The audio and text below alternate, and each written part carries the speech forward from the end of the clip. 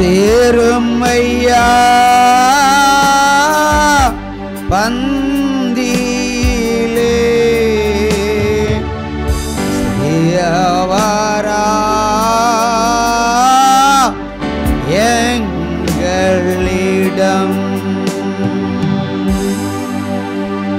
ஒளி மங்கி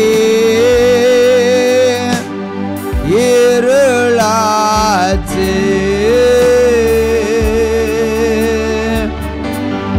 உத்தமரே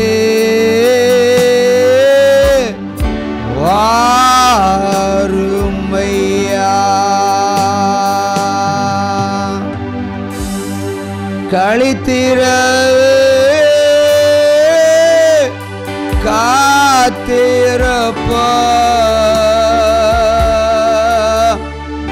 களித்திரவு காத்திருப்பா காதலனே கருணை செய்வாய் காதலனே கருணை செய்வாய் நான் உன்னை ஒருபோதும் கைவிடேன். ஆமென் சொல்லி கையை தட்டலாம். ஹல்லேலூயா. புருஷன் இழந்தாலும் கர்த்தரை நீ இழந்து போகவில்லை, எல்லாம் உனக்கு கூட கொடுக்கப்படும். ஹல்லேலூயா, ஹல்லேலூயா. அதிசய தேவனை நீ இப்பொழுது நீ காண்பாய், இப்பொழுது நீ காண்பாய், இப்பொழுது நீ காண்பாய். ஹல்லேலூயா. ஒற்றுமையா வல்லமையை தாகத்தோடு காத்திருக்கிற ஒற்றுமையா வல்லமையை தாகத்தோடு காத்திருக்கிற மாம்சமான யாவர் மேலும் ஊற்ற வேண்டுமே, மாம்சமான யாவர் மேலும் ஊற்ற வேண்டுமே, மக்கள் எல்லாம் இறைவாக்கு உரைக்க வேண்டுமே. ஒற்றுமையா வல்லமையே தாகத்தோடு காத்திருக்கிறோம். ஹல்லேலூயா, ஹல்லேலூயா, ஹல்லேலூயா, ஹல்லேலூயா, ஹல்லேலூயா, ஹல்லேலூயா. பசிக்கிற வேளையில் தான் சப்தம் அதிகமாக வரணும். ஹல்லேலூயா. ஒரு வித்தியாசமான ஊழியம், ஒரு வித்தியாசமான விட்னஸ். இது மேடையில் சொல்லக்கூடியதல்ல, ஆனால் சொல்ல வேண்டியது. ஹல்லேலூயா. கொடைக்கானலிருந்து ஒரு சகோதரி ஒரு முறை பேசுகிறார்கள். அதாவது பிள்ளைகளை சாத்தான் எப்படி கட்டி வைத்திருக்கிறான் என்பது அடையாளம். டிவியை பார்த்துருக்காங்க, ஃபோன் போட்டாங்க, ஃபோன் போட்டதும் ஒரு வெடிகுண்டை தூக்கி என் தலையிலே போட்டாங்க. ஹல்லேலூயா. எப்படின்னா அது பாவ வெடிகுண்டு, சாதாரண வெடிகுண்டு இல்லை. அது ஃபோன் போட்டாங்க, பிரதர் நான் நாயோட வாழ்ந்து கொண்டிருக்கிறேன், புருஷனோட அல்ல, எனக்கு புருஷனிடத்தில் பிரவேசிப்பது பிடிக்காது, நாயோடு வாழ்வது எனக்கு ரொம்ப ரொம்ப பிடிக்கும். அது ஒரு சாத்தான் என்று நான் அறிந்திருக்கிறேன், நீங்கள் ஜெபம் பண்ணால் விடுதலை கிடைக்கும் என்று நம்பி உங்களுக்கு ஃபோன் பண்ணுகிறேன். எத்தனை பிள்ளைங்க? அடுத்த கேள்வி, 2 பெரிய பிள்ளைங்க கல்யாண ஸ்டேஜில். அப்போ இன்னும் இந்த பாவம் தொடர்கிறதா? இன்றும் தான் பாவம் தொடர்கிறதா? விட முடியலை. ஹல்லேலூயா. முடியலை, முடியலை, முடியலை. கையை தட்டுங்க.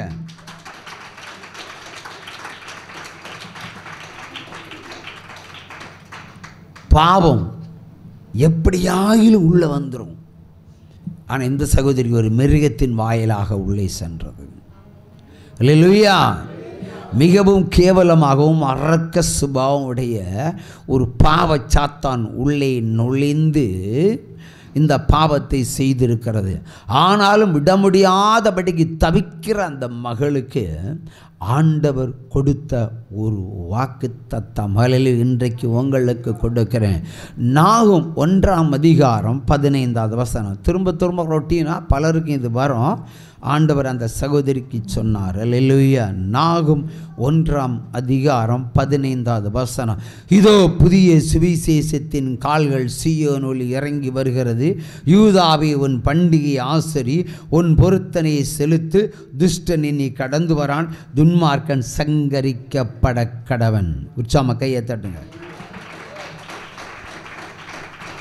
அப்போ ஆண்டவர் ரிவேர்ஸில் போகிறாரு. அந்த பொண்ணோடைய வாழ்க்கையினுடைய இளமை காலத்துக்கு திரும்புகிறார்.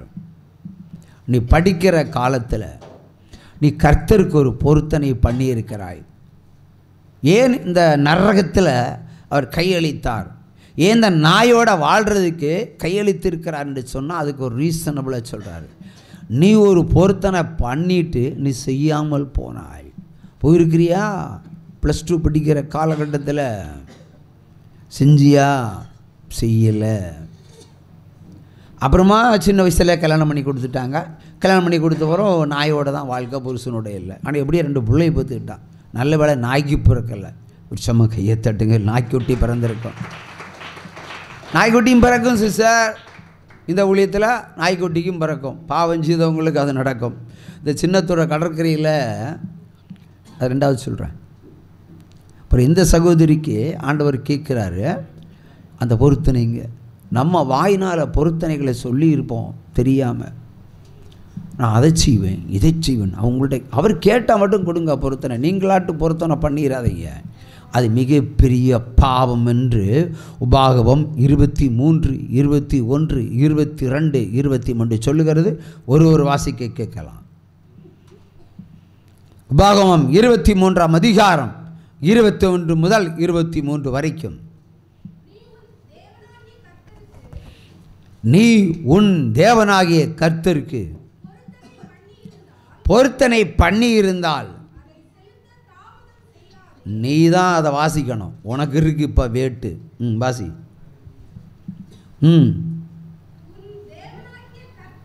உன் தேவனாகிய கர்த்தர் அது நிச்சயமாக உன் கையில் கேட்பார். அது உனக்கு பாவமாயிருக்கும். நீ பொருத்தனை பண்ணாதிருந்தால் உன்மேல் பாவம் இல்லை. உன் வாயினால் சொன்னதை நிறைவேற்ற வேண்டும். உன் தேவனாகிய கர்த்தருக்கு உன் வாயினால் பொருத்தனை பண்ணி சொன்ன உற்சாக பலியை செலுத்தி தீர்ப்பாயாக. எழும்பி நில்லு. வசனத்தை வாசிச்சவங்க எழும்பி நில்லு. உன் பேர் என்ன? வினிதா. உன் சகோதரனுடைய பேர் என்ன? தினேஷ். அவனுக்கு இன்னொரு பேர் என்ன? பிராண்டி கடை, அதாவது மது, இல்லையா? உன் மதுவை அருமனையில் ஒரு சபையில் ஒரு எலும்பும் தோலுமாக கொண்டு போட்டீங்க. எல்லாம் போட்ட. அங்கே விடுதலை கிடச்சா, இங்கே விடுதலை கிடச்சா. எத்தனை வருஷம் அங்கே கிடந்தான்? 1 வருஷம் 6 மாதம் இரவும் பகலும் சபையில் எலும்பும் தோலுமாக அங்கே கிடந்தான். சரியா? அப்போ ஒரு பொருத்தனை நீ பண்ணியிருக்கிற. இன்னைக்கு உனக்கு தான் வேட்டு. நீ பண்ணியிருக்கிற என்ன? என் அண்ணன் சொஸ்தமான, அண்ணனா தம்பியா? அன்னை சொஸ்தமானால் நான் ஊழியத்துக்கு போயிடுவேன்னு சொன்னேன். சொல்லி பொருத்தனை பண்ணியிருக்கிறியா இல்லையா? எங்கே, எந்த நாட்டுக்கு ஊழியத்து போயிட்டு இருக்கிற? காசு மட்டுமல்ல, நிறைவேற்றினியா? ஊழியத்து போகல. இதுக்கு பின்ன வாயில் சொன்ன. ஆனால் உன் அண்ணனை தூக்கி இங்கே கொண்டு போட்டீங்க. எப்படி கூட்டி போட்டீங்க? ஆட்டோவில் எலும்பும் தூளுமாக கொண்டு இங்கே போட்டீங்க. இன்னைக்கு ஆண்டவர் அவனுக்கு விடுதலை கொடுத்து 4 மாடி கட்டடத்தில் 5 மாடி கட்டடத்தில் பெயிண்ட் அடிக்கக்கூடிய எலும்புகளையும் கொடுத்து நடக்க முடியாதவனுக்கு நடக்கிறதுக்கும் பண்ணி சரீரத்தில் இன்னைக்கு வரைக்கும் மருத்துவமனை இல்லாம உயிரோட வச்சு காக்கிறார் இல்லையா, கல்யாணம் பண்ணி வச்சார் இல்லையா. ஆனா நீ சொன்ன பொருத்தனையின்படி ஊழியம் செய்ய போனியா இல்லையா? இல்ல. உனக்கும் கல்யாணம் ஆச்சு, உனக்கும் புள்ள ஆச்சு, ஆனா சொன்ன பொருத்தனையே செய்யலையே. போய் வீட்டில் போய் 6 அமர்ந்து சிந்தி உட்காரு. லேவி ராகமம் சொல்லுகிறது, நிறைய பேர் இஷ்டத்துக்கு தான் பொறுத்தனை. நான் ஊழித்து போவேன், அப்புறம் கல்யாணம் நடக்கும், கல்யாணம் பண்ணவர் நான் எதுக்கு ஊழித்து போனோம், அவன் புருஷன் எல்லாம் பிள்ளையெல்லாம் கிடைக்கட்டும், பிள்ளை கிடைச்சி வர்றது பிள்ளை வளரட்டும், எனக்கு கிளவியான நேரத்தில் நீங்கள் ஊழித்து போவீங்க. வாலிப பிராயத்தில் இங்கே யாரோ ஒரு ஆள் சொன்னாங்க, பெருந்துறை சமீபத்தில், பெருந்துறை இந்திரா இங்கே கையா தூக்குங்க, இங்கேயே இருக்கீங்க, கருப்பானால தெரியல, வெளுப்பாக இருந்தால் தெரிஞ்சிருக்கோம். என்ன சொன்னீங்க, இங்கே சபையிலேருந்து போய் அங்கே என்ன ஆச்சு, வீட்டுக்கு போன உடனே நெஞ்சு வலி, அப்புறம் என்ன ஆச்சு, மூச்சு விட முடிஞ்சுதா, முடியல, பேச முடிஞ்சுதா, அவ என்ன சொன்னீங்க, பரிசுத்த ஆவியானவர் ஜெயிப்பேர்க்க சரீரத்தில் பறந்து வராரு, எனக்கும் அதுபோல் ஒன்று ஆனால் கொள்ளான்னு. ஐயோ, இதோட பெரிய காரியங்களை நீங்கள் செய்கிறதுக்கு தடுங்க. என்ன மாதிரி ஆக நினைக்காதீங்க. அவருக்கு என்ன மாதிரி பொறுத்தனை நீங்கள் கேட்க வேண்டிய இருக்கும். ஊர்காரெல்லாம் விரட்டி அடிச்சிருவாங்க. சரியா? ஏன்னா மக்கள் புரிந்து கொள்ளவில்லை. திடீர்னு ஒரு ஹெட் கான்ஸ்டபிள், ஒரு லேடி, அவள் பேண்டு போட்டால் கொஞ்சம் திமிர் பிடிச்ச போல இருக்குது. ஒரு நான் ஃபோன் பண்ணுறேன், ஏய் என் அன்னிக்கிட்டே நீ காணிக்க வாங்கியிருக்கிறியா, கம்பி அண்ணுவேன், கம்பி கம்பி கம்பின்னு. புரியலையா? அது அண்ணின்னு தெரியவே இல்லை. ஆனால் பிறகுதான் விசாரித்து பார்த்துட்டு சொன்னாங்க, சிபிஎம் சபையிலிருந்து தொலைக்காட்சியை பார்த்து ஒரு சகோதரி அன்னைக்கு 1000 புத்தகம் அடிப்பதற்கு பொறுத்தனை கேட்காமலே செலுத்தின ஒரே ஒரு சகோதரி அதுதான். கேட்காமலே அவள் கொடுத்தா அந்த காலத்தில். அது 2 வருடத்துக்கு பிறகு இந்த அம்மா என்னது கம்பி எண்ணு. ஏன் நான் பெட்டிஷன் கொடுத்தா போலீஸ்காரங்க எல்லாம் கம்பி எண்ண மாட்டாங்களா? நீங்கள் சொன்ன மாதிரி இல்லை. இது சாதாரண அந்த அரட்டலுக்கும் உருட்டலுக்கும் மிரட்டலுக்கும் பயந்து நடுங்குற ஊழியம் அல்ல, தூக்கி போட்டு மிதிச்சுட்டு போயிட்டு இருக்கிற ஊழியம். இல்லையா? மோச ஒத்தைக்கு தான் நின்னான், புரியுதா? கிருவியை பங்கு வச்சான், போனான், அவன் சாப்டர் முடிஞ்சு போச்சு. ஆனால் இது சாப்டர் முடிகிறதுக்கு உள்ள ஊழியம் அல்ல, மற்றவங்களை சாப்டரை முடிக்க வந்த ஊழியம். ஒரு கையை தட்டி விட்டார். அது என்ன மாதிரி பார்க்காதீங்க. கர்த்தர் எனக்கு என்ன செய்ய போகிறாரோ அதை செய்யட்டும்னு கேளுங்க. நான் போய் மோகன் சிலாசருக்கு லட்சக்கணக்கான மக்கள் இருக்கேன், நான் மோகன் சிலாசரு போல ஊழியம் செய்யணும்னு கேட்கலாமா? கேட்கக்கூடாது. ஒவ்வொரு ஆளுக்கும் ஆண்டவர் திட்டம் வச்சிருப்பார். இது அறியாமை, ஆசைப்படுற தப்பு இல்லை. ஆனால் ஆண்டவரே நான் என்ன செய்யணும், என்ன மாதிரி ஊழியம் செய்யணும் ஆண்டவனை கேளுங்க. புரியுதா? அதான் முக்கியம். அந்த பிறரை பார்த்து காப்பி அடிக்கிற ஊழியங்கள் அவங்க வேண்டாம். ஆனால் என்னை பார்த்து காப்பி அடித்து ஒரு சகோதரி என் பேரை சொல்லியே குமாரபாளையத்தில் 2 மாடி வீடு கட்டிட்டா. ஒரு சும்மா கையை தட்டுங்க. கல்லறையை டிக்ளேர் பண்ணி வச்சுருக்கிறாரு. ஒரு சும்மா கையை தட்டுங்க. ஏன்னா எல்லாரும் வாங்குவாங்க, பாக்கெட்டில் போடுவாங்க. நான் அப்படி இல்லை, வாங்கி புத்தகமாக மாற்றி விடுவேன். தமிழ்நாட்டில் யாராவது பண்ணுவாங்களா? மோகன் சிலாசரை புக் அடித்தா அதில் 18 பேஜுக்கு மேலே இருக்காது, மிஞ்சி போனால் 50 பக்கம். அதுலேயும் ஃபுல்லாக சுய விளம்பரம் தான் இருக்கும். இங்கே அப்படியெல்லாம் எல்லாம் விட்னஸ், உயிருள்ள சாட்சிகள். இதான் நமக்கு தேவை. அதை நான் பண்ணுறேன். அப்போ தப்பு இல்லையே, உங்கள்ட்ட எவ்வளோ வேணாலும் வாங்கிக்கலாம். இப்போ பவுல் சொல்லுவார், சுவிசேஷம் அறிவிப்பது என்னுடைய கடமை, எனக்கு கொடுக்கப்பட்ட உரிமை. அது அதை நீங்கள் சொல்லணும்.